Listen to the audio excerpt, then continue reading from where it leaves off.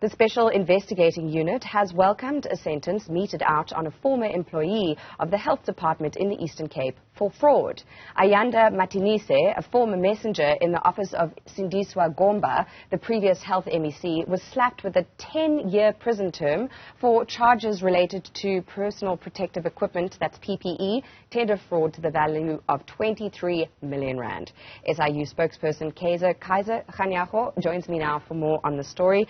Mr. Kganyago, thank you for your time this morning. Is this sort of arrest a sign of things to come, or does the buck stop here in terms of dealing with this PPE fraud in the Eastern Cape? Thank you very much, and thank you to your viewers.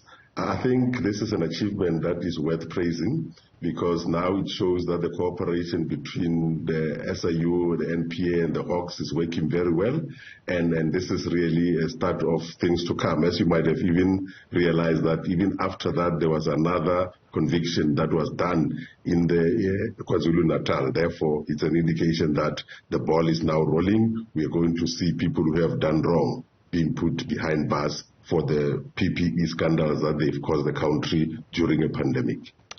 So PPE scandals, that takes us back to lockdown some years ago now. We've had the likes of Fikile Mbalula of the ANC saying that, measures such as what the SIU has been doing to combat or deal with PPE fraud, looting, the likes during COVID shows that there are recourse measures, and we shouldn't worry about the national state of disaster with load shedding and Eskom. Are you already preparing to have to combat and reprimand and prosecute, well, not prosecute, but, push forward the prosecution of people who might be rubbing their fingers together and getting excited about funds coming through for the state of disaster over emergency electricity issues?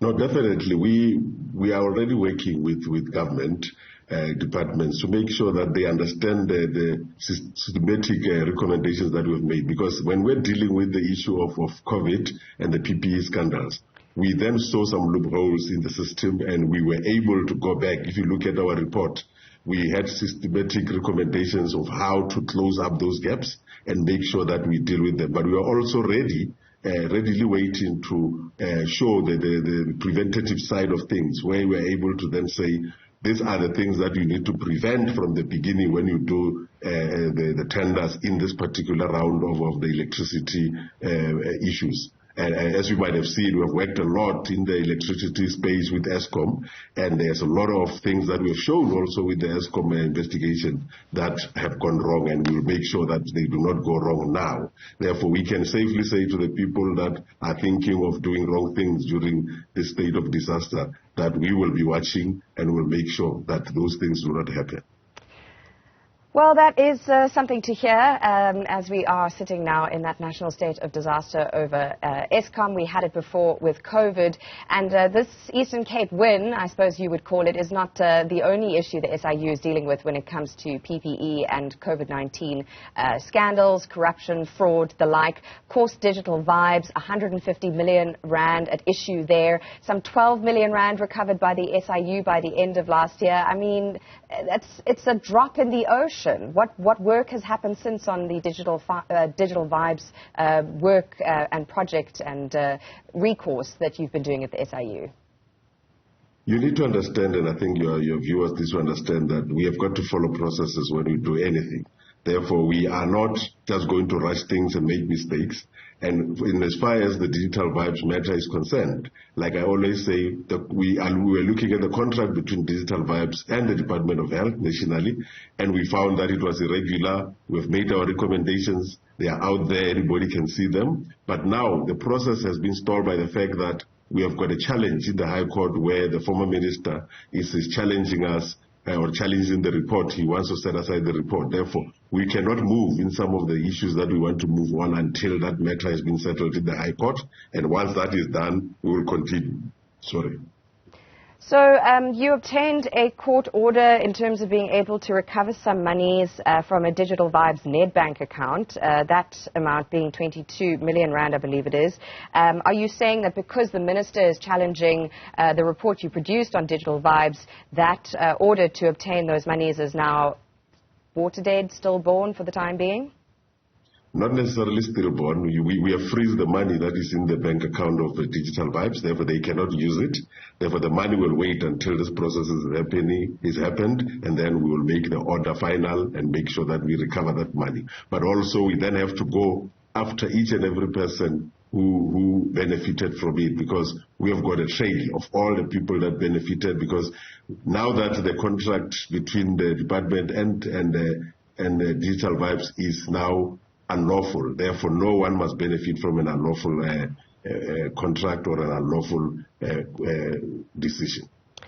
I just want to come back to the Eastern Cape arrest with that 10-year prison term and whether or not we're going to see any further action up the food chain, because I suppose one of the risks here is that you go for the small fries and let the big fries, I don't know, sit on the plate, if we continue the metaphor.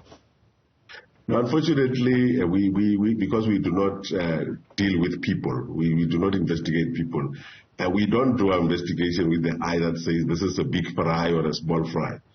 Anyone who has done wrong, we will find that person and deal with them. And in the particular instance with the Eastern Cape, you would know that this particular guy was a messenger in the office of the former MEC Gomba. But you will also know that Gomba herself, we dealt with her matter, and that's the reason why she's no more MEC today. Therefore, for us, it's not about who you are and what position you have. If you've done wrong, we'll come after you.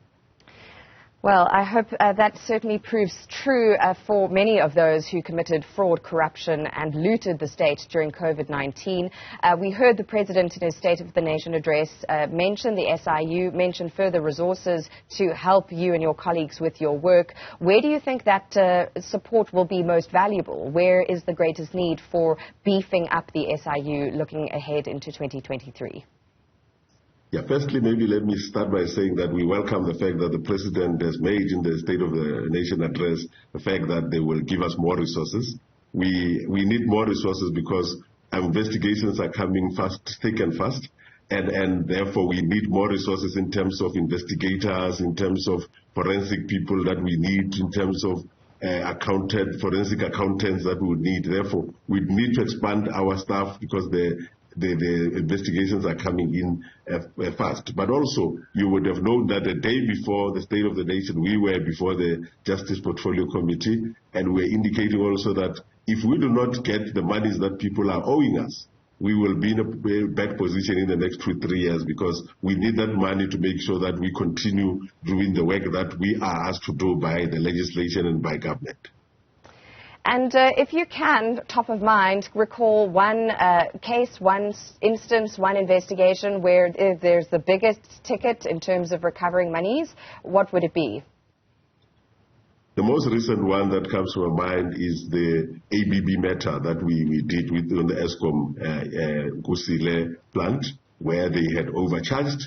And when we went to them, they then said, no, we will pay you back. And I think they paid about 1.6 billion rand in cash to Eskom, which is one of the big recoveries that we did in the past few months. Mr. Kganyago, you'll have to forgive me if my memory fails me. It often does. But I know that we're going back into the annals of history now. You were investigating VBS and Steinhoff at some point in separate investigations. I believe the last updates on that were around 2019. Did I miss something, or is there something you can share with us? No, we were not. We as SIU, we only investigate as per our legislation contracts that are entered into with government institutions. Therefore, VBS and Steinhoff were not on our radar because they are not government institutions. All right. Thank you very much for your time there. Kaizer Kganyago, SIU spokesperson this morning on an arrest of an Eastern Cape messenger found guilty in relation to PPE corruption and now lumped with 10 years behind bars.